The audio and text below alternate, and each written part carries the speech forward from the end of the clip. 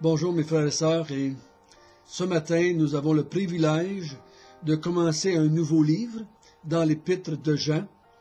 Et ce livre a fait des gens heureux, mais a fait aussi des gens qui étaient malheureux, d'autres qui étaient pleins d'interrogations, parce que des textes qui sont pas faciles à comprendre si on ne le met pas vraiment dans le contexte du livre et du Nouveau Testament.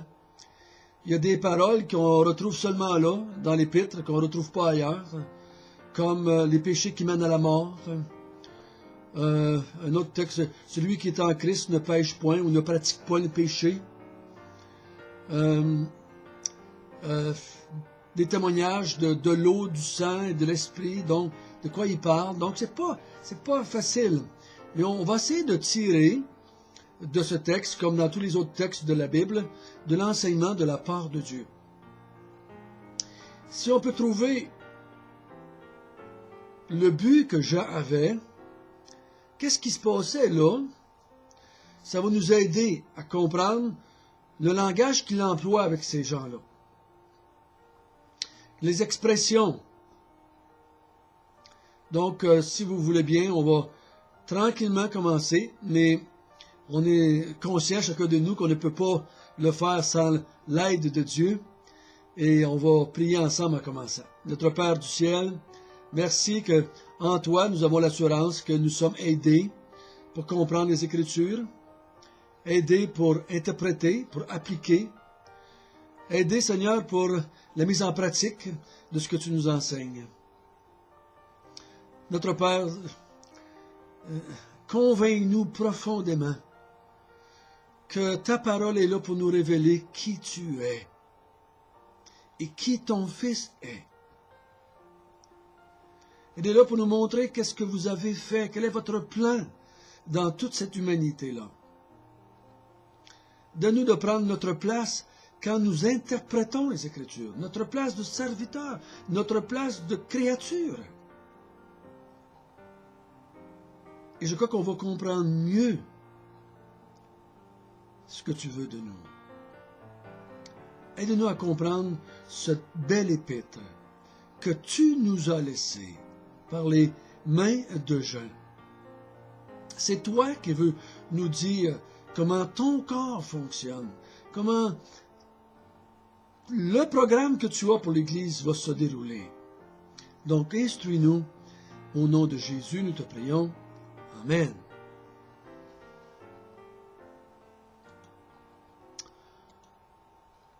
Nous allons commencer par lire les 4 premiers versets de l'épître de Jean.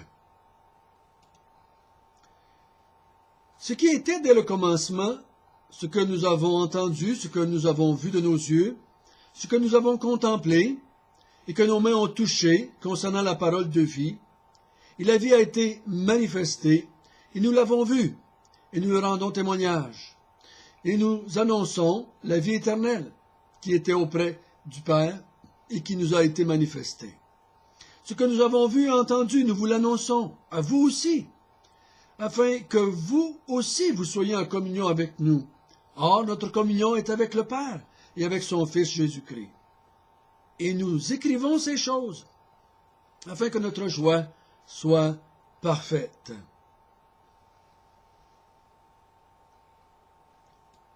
Donc, il est facile de comprendre que l'auteur ici va nous parler de la parole de vie ou de la vie éternelle. À plusieurs reprises, il va parler de cela, juste dans 4 versets. Donc, c'est ce que nous allons faire. Nous allons essayer de comprendre qu'est-ce qu'il veut dire par cette vie-là. Et c'est qui cette vie-là? Qu'est-ce que ça fait, cette vie-là? C'est pourquoi est-ce que Jean en parle? Qu'est-ce que ça fait dans ceux qui l'ont, cette vie-là, en eux? Donc, regardons ça ensemble. Il dit, ce qui était dès le commencement. Le commencement de quoi? Je crois qu'il parle en grande partie du commencement de la nouvelle alliance ou de la venue de Jésus sur la terre. Il y en a qui pensent que ça peut être le commencement de toute chose. Ça pourrait. Mais je crois que c'est peut-être plus. Nous allons voir que cette expression-là, dès le commencement, revient à plusieurs reprises. Et je crois qu'il fait allusion, dès le commencement, que ces choses ont commencé à se dérouler parmi le peuple d'Israël. Il dit ce qui était dès le commencement, et ce que nous avons entendu, ce que nous avons vu de nos yeux, ce que nous avons contemplé, et que nos mains ont touché concernant la parole de vie. Donc il dit, je veux vous parler de cette parole de vie qui était là dès le commencement. Et cette parole de vie qui était là dès le commencement, ils l'ont vue, ils l'ont entendue, ils l'ont touchée. De quoi est-ce qu'il parle? C'est quoi cette parole de vie-là?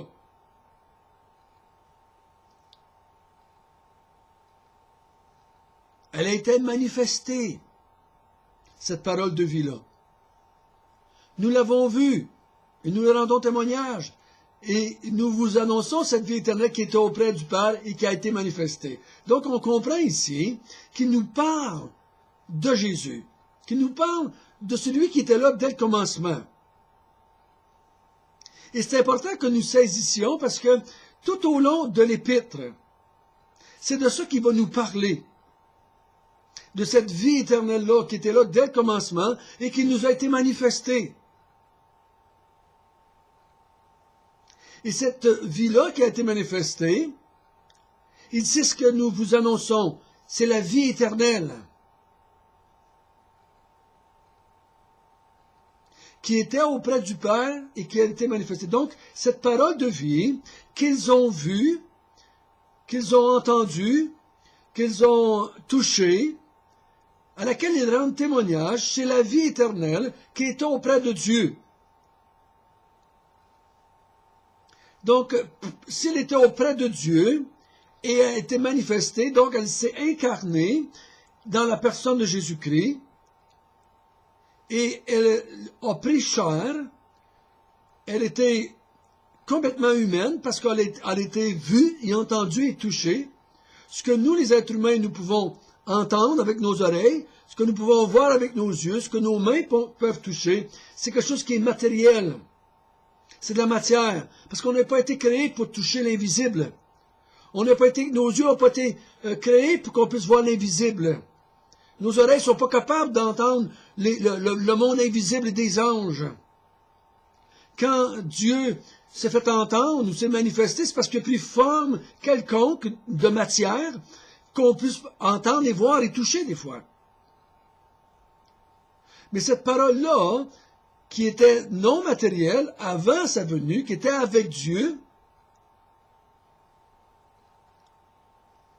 elle s'est manifestée et elle a pris chair. C'est important qu'on comprenne ça parce que tout à l'heure, il va y avoir un conflit dans l'Église. Ce conflit, est-ce qu'il y en a qui disent qu'il n'est pas venu en chair? Mais s'il ne serait pas venu en chair, il n'aurait pas pu l'entendre, ni le toucher, ni le voir. Et cette vie-là, c'est la vie éternelle. Et cette vie-là, c'est Jésus-Christ. Ah, comment est-ce qu'il nous faut comprendre que la vie éternelle, ce n'est pas une place. Ce n'est pas quelque chose, c'est quelqu'un. La vie éternelle, c'est Jésus. Et quand lui nous donne la vie, il nous donne ce qu'il est, lui. Il vient habiter en nous. Il nous donne de lui-même. Il a dit, lui, pendant qu'il était sur la terre, « Je suis la vie ». On devait sous-entendre qu'il était la vie éternelle, parce qu'il est éternel dans sa nature. Donc la vie qu'il a, la vie qu'il possède, c'est la vie éternelle.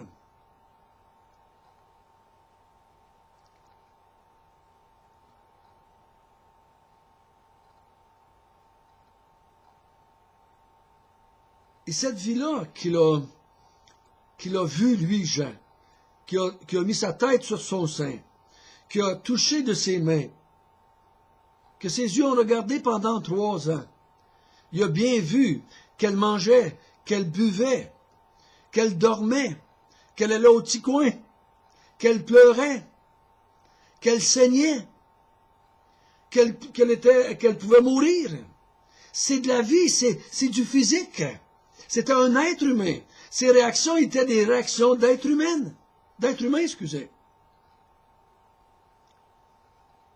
Donc, c'est pas pour rien que Jean dit, hey, celui qui était là dès le commencement, celui qui était avec le Père, celui qui s'est manifesté ou incarné, celui dont nous vous avons annoncé, et que nous vous annonçons encore, et que je vais vous annoncer par cette lettre que je vous écris. Il était bel et bien humain. Et on va voir aussi divin, bien entendu. Mais ce qui était remis en question, ici, auprès de ces gens-là, c'est son humanité. Mais certains vont dire, on va voir aussi dans le livre, qu'il y en a qui disent qu'il n'était pas le Christ. Qu'il n'était pas le Fils de Dieu. Donc, on va voir ça ensemble.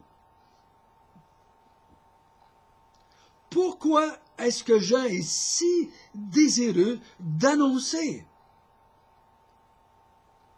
cet évangile-là? C'était pour que les croyants qui étaient pour entendre ou lire ce qui était pour écrire étaient pour être en communion avec lui, Jean, et communion avec le Père et le Fils, Jésus-Christ. Donc, il dit, je veux que vous ayez le même Jésus que moi, la même vie que moi, la même vie éternelle que moi. Si vous n'avez pas la même vie éternelle que moi, si vous n'avez pas la même parole de vie, si le Jésus que vous avez, c'est pas quelqu'un qui s'est incarné, qui était auprès du Père, vous n'avez pas le même Jésus que moi, et si vous n'avez pas le même Jésus que moi, vous n'êtes pas en communion avec moi, et si vous n'êtes pas en communion avec moi, vous n'êtes pas en communion avec Dieu, et vous n'êtes pas en communion avec le Fils de Dieu, Jésus-Christ. Donc c'est important qu'on réalise que si on n'a pas le bon Jésus, nous ne sommes pas en communion avec Jean, et nous ne sommes pas en communion avec Dieu. Si on n'a pas le vrai Jésus, nous ne pouvons pas être en communion les uns avec les autres. Ici, en 2011, entre les frères et sœurs, si on n'a pas le même Jésus, on ne peut pas être en communion les uns avec les autres. Et on ne peut pas être en communion avec Dieu, ni avec Jésus, le Fils de Dieu. Donc, le but d'annoncer l'Évangile, ou de parler de la parole de vie, ou d'annoncer la vie éternelle en Jésus-Christ, ce n'est pas de proclamer une place pour que les gens aillent au ciel, premièrement. Le but, c'est d'emmener les gens en relation avec Dieu. Et cette relation-là va continuer dans un autre monde, mais qu'on soit mort, ou qu'il soit revenu. Mais le but, c'est de les mettre en relation avec Dieu et avec le Fils Jésus-Christ. Et quand on parle du Fils, dans tous les livres de Jean, le Fils veut dire la même nature que Dieu, qui est de la même nature que son Père, qui était divin. Donc quand Jean emploie le mot Fils pour Jésus, c'était quelqu'un qui était un être divin de la même nature que son Père. Et ici, il va dire Jésus-Christ, parce qu'il est le Christ, le Fils de Dieu, l'envoyé de Dieu, le Messie. Et ça, il ne dit pas pour rien. Il y en a qui ne croient plus dans le groupe que lui va parler, qui était le Christ. Donc c'est important qu'on réalise ça. Et il dit, ici, c'est assez clair, il dit au verset 4, je vais vous dire pourquoi je vous écris ça. C'est parce que je veux que notre joie soit parfaite.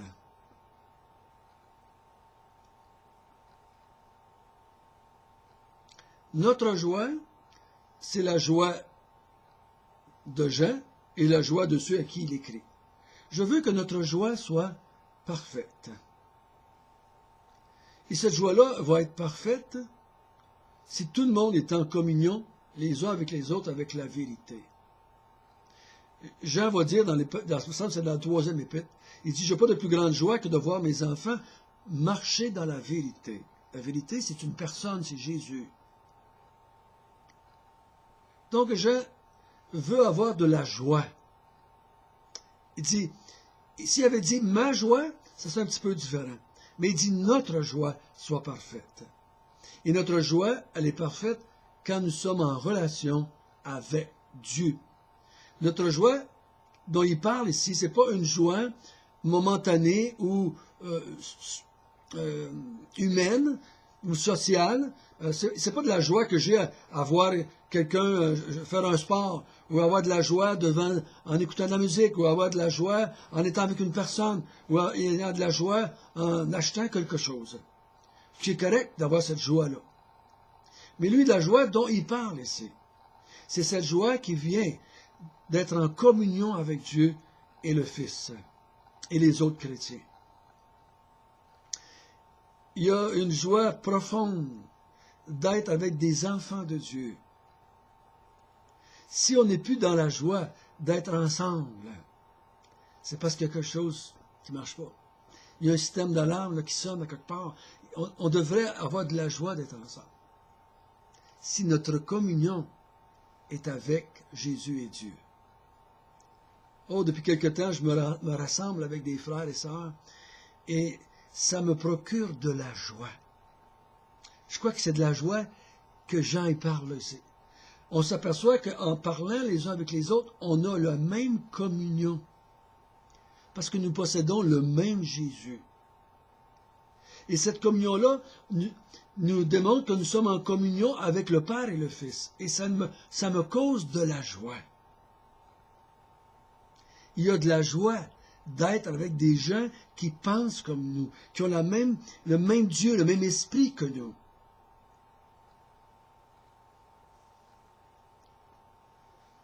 Donc Jean va parler de cela. Il va parler du Fils. Il va parler de ce Fils incarné, qu'il est venu en chair, qu'il est de nature divine et qu'il est le Messie.